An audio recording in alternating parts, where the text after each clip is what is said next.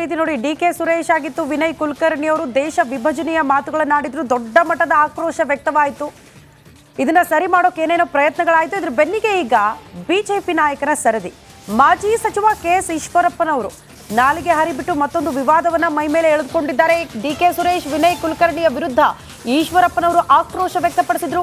ಡಿ.ಕೆ. ಸುರೇಶ್ ವಿನಯ್ ಕುಲಕರ್ಣಿ ಅಂತವರಿಗೆ ಗುಂಡಿಕ್ಕಿ ಕೊಲ್ಲಬೇಕು ಅನ್ನೋ ಮೂಲಕ ವಿವಾದವನ್ನ ಮೈ ಮೇಲೆ ಎಳೆದುಕೊಂಡಿದ್ದಾರೆ.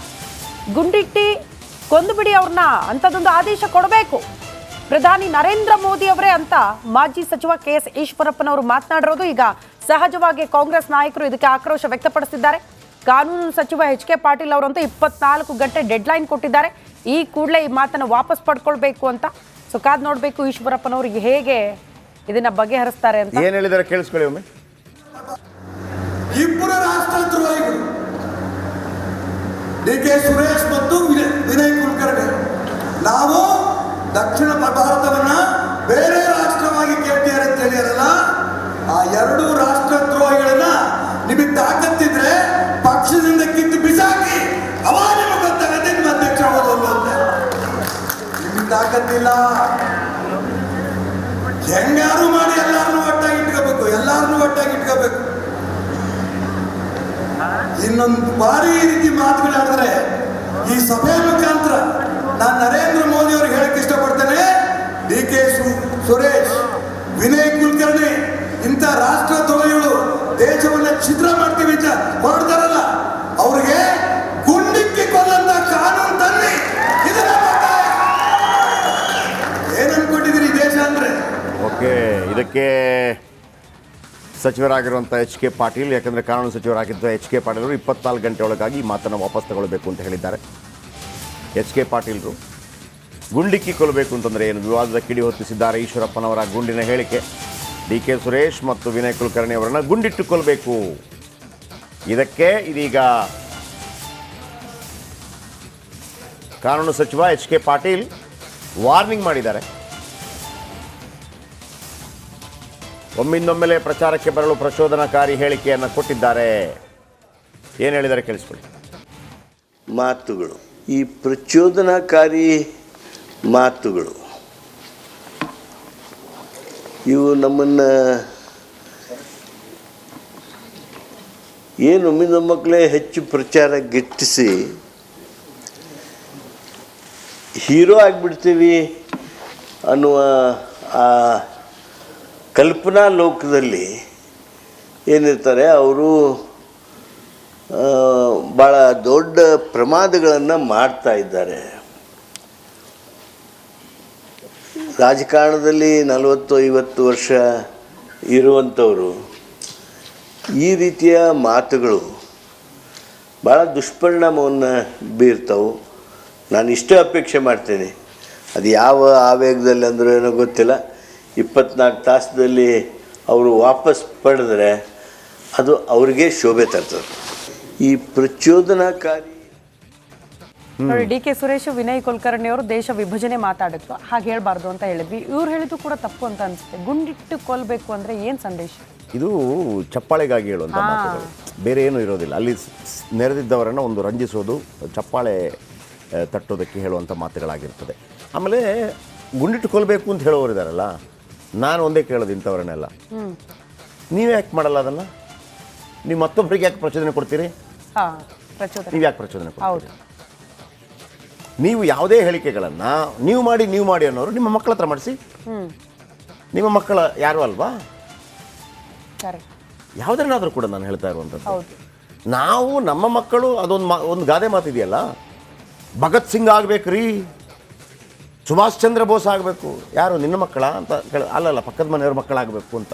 ನಮ್ಮ ಮಕ್ಕಳು ಒಳ್ಳೆ ಎಜುಕೇಷನ್ ಎಲ್ಲ ಆಗಿ ಸೇಫ್ ಆಗಿ ಲಂಡನ್ಗೆ ಹೋಗಿ ಅಮೇರಿಕಾದಲ್ಲಿದ್ದು ಒಳ್ಳೆ ಸಂಬಳ ತಂದು ಹಂಗಲ್ಲ ಅಂತೇಳಿ. ಆಮೇಲೆ ಹಿರಿಯರ ಈಗ ಒಂದು ಇದಿದೆ, ಏನು ಒಂದು ಗಾದೆ ಮಾತಿದೆ, ಯೌವನದಲ್ಲಿ ಹೆಂಗಿರಬೇಕು ಅಂದರೆ ಯೂತಲ್ಲಿ ಹೆಂಗಿರಬೇಕು ಅಂದರೆ ಪ್ರತಿಯೊಬ್ಬ ಹುಡುಗ ಆಗಲಿ ಭಗತ್ ಸಿಂಗ್ ಆಗಬೇಕು ಅಂತಿರುತ್ತಂತೆ. ಭಗತ್ ಸಿಂಗ್ ಅಂದರೆ ಪ್ರಾಣ ಆದರೂ ಕೊಟ್ಟೇನು ಅಂತ. ಆಮೇಲೆ ಇನ್ನೂ ಸ್ವಲ್ಪ ಇದಾದಾಗ ಸುಭಾಷ್ ಚಂದ್ರ ಬೋಸ್ ಥರ ಆಗಬೇಕು, ಎಲ್ಲ ಬೇಡ ಅಂತೇಳಿ.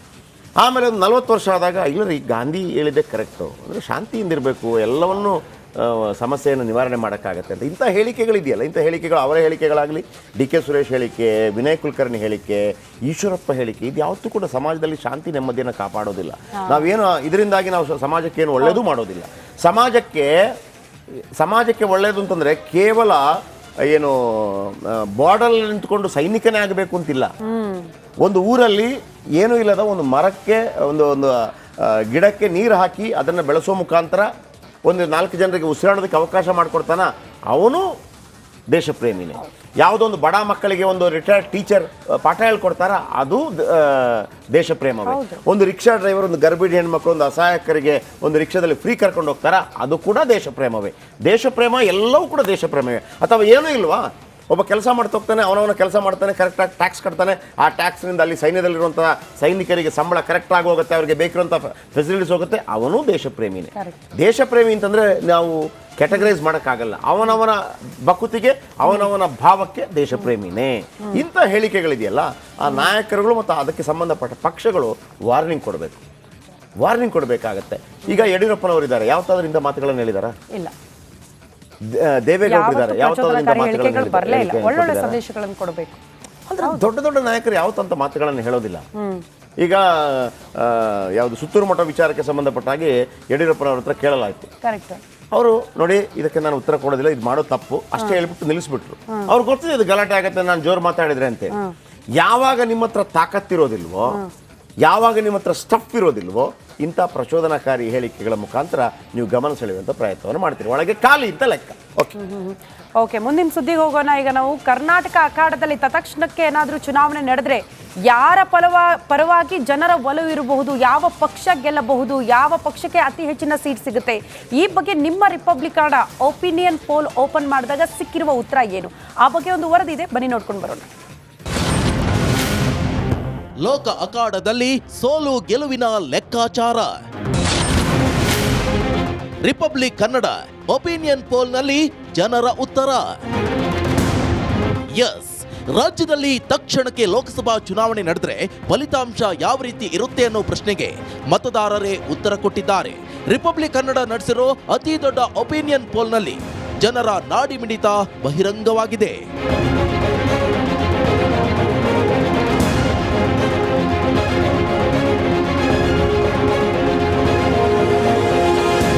ರಿಪಬ್ಲಿಕ್ ಕನ್ನಡ ನಡೆಸಿರೋ ಲೋಕಸಭಾ ಚುನಾವಣಾ ಪೂರ್ವ ಸಮೀಕ್ಷೆಯಲ್ಲಿ ಪ್ರಮುಖವಾಗಿ 7 ಪ್ರಶ್ನೆಗಳನ್ನ ಕೇಳಲಾಗಿತ್ತು. ಕರ್ನಾಟಕದಲ್ಲಿ ಜನವರಿ 27ರಿಂದ ಫೆಬ್ರವರಿ 7ರವರೆಗೂ ಸಮೀಕ್ಷೆ ನಡೆಸಿದ್ದು ಒಟ್ಟು 2321 ಸ್ಯಾಂಪಲ್ ಸಂಗ್ರಹಿಸಲಾಗಿದೆ. ಈ ಸಮೀಕ್ಷೆಯಲ್ಲಿ ಜನರು ನೀಡಿರೋ ಪ್ರತಿಕ್ರಿಯೆ ಭವಿಷ್ಯದ ಫಲಿತಾಂಶಕ್ಕೆ ಹಿಡಿದ ಕೈಗನ್ನಡಿಯಂತಿದೆ. ಪ್ರಶ್ನೆ 1, ರಾಮ ಮಂದಿರ ವಿಚಾರ ಬಿಜೆಪಿಗೆ ನೆರವಾಗುತ್ತಾ? ಈ ಪ್ರಶ್ನೆಗೆ ಉತ್ತರ ನೀಡಿರೋ 100% ಜನರಲ್ಲಿ 61% ಜನರು ಹೌದು ಅಂತ ಉತ್ತರಿಸಿದ್ದಾರೆ. 24% ಮಂದಿ ಇಲ್ಲ ಎಂದ್ರೆ 15% ಜನರು ಹೇಳಲಾಗದು ಅನ್ನೋ ಅಭಿಪ್ರಾಯ ವ್ಯಕ್ತಪಡಿಸಿದ್ದಾರೆ. ಪ್ರಶ್ನೆ 2, ವೋಟಿಂಗ್ ಮೇಲೆ ತೆರಿಗೆ ವಿಚಾರ ಪರಿಣಾಮ. ಈ ಪ್ರಶ್ನೆಗೆ 17% ಜನರು ಹೌದು ಎಂದಾದ್ರೆ 42% ಮಂದಿ ಇಲ್ಲ ಎಂದಿದ್ದಾರೆ. ಇನ್ನು 29% ಮಂದಿ ಗೊತ್ತಿಲ್ಲ ಎಂದಿದ್ದಾರೆ. ಅದೇ ರೀತಿ 12% ಜನರು ಹೇಳಲಾಗುವುದು ಅಂತ ಅಭಿಪ್ರಾಯ ವ್ಯಕ್ತಪಡಿಸಿದ್ದಾರೆ. ಪ್ರಶ್ನೆ 3, ಲೋಕಸಭೆ ಚುನಾವಣೆಯಲ್ಲಿ ಮೋದಿಯೇ ದೊಡ್ಡ ವಿಷಯ. ಈ ಪ್ರಶ್ನೆಗೆ 58% ಜನರು ಹೌದು ಎಂದಾದ್ರೆ 28% ಮಂದಿ ಇಲ್ಲ ಎಂದಿದ್ದಾರೆ. ಅದೇ ರೀತಿ 14% ಜನರು ಹೇಳಲಾಗುವುದು ಅಂತ ಅಭಿಪ್ರಾಯ ವ್ಯಕ್ತಪಡಿಸಿದ್ದಾರೆ. ಪ್ರಶ್ನೆ 4, ಕೇಂದ್ರ ರಾಜ್ಯ ನಾಯಕತ್ವದಲ್ಲಿ ನಿಮ್ಮ ಮತ ಯಾರಿಗೆ? ಈ ಪ್ರಶ್ನೆಗೆ 44% ಜನರು ದೇಶದ ಚುನಾವಣೆಗೆ ಪ್ರಧಾನಿ ಯಾರೆಂಬುದು ಮುಖ್ಯ ಎಂದಿದ್ದಾರೆ. 24% ಮಂದಿ ರಾಜ್ಯ ಸರ್ಕಾರದ ಕಾರ್ಯ ಆಧರಿಸಿ ಮತ ಹಾಕ್ತೀವಿ ಎನ್ನುತ್ತಿದ್ರೆ 32% ಜನರು ಈ ಬಗ್ಗೆ ನಿರ್ಧರಿಸಿಲ್ಲ ಅಂತ ಉತ್ತರಿಸಿದ್ದಾರೆ. ಪ್ರಶ್ನೆ 5, ನಿಮ್ಮ ವೋಟು ನಿರ್ಧರಿಸುವಲ್ಲಿ ಜಾತಿ ಮುಖ್ಯವೇ? ಈ ಪ್ರಶ್ನೆಗೆ 18% ಜನರು ಹೌದು ಅಂದ್ರೆ 40% ಜನರು ಇಲ್ಲ ಎಂದಿದ್ದಾರೆ. ಅದೇ ರೀತಿ 40% ಜನರು ಹೇಳಲಾಗದು ಅಂತ ಹೇಳಿದ್ದಾರೆ. ಪ್ರಶ್ನೆ 6, ರಾಜ್ಯ ಸರ್ಕಾರದ ಗ್ಯಾರಂಟಿ ನಿಮ್ಮ ವೋಟ್ ನಿರ್ಧರಿಸುತ್ತಾ? ಈ ಪ್ರಶ್ನೆಗೆ 15% ಜನರು ಹೌದು ಎಂದಿದ್ದಾರೆ, 31% ಮಂದಿ ಇಲ್ಲ.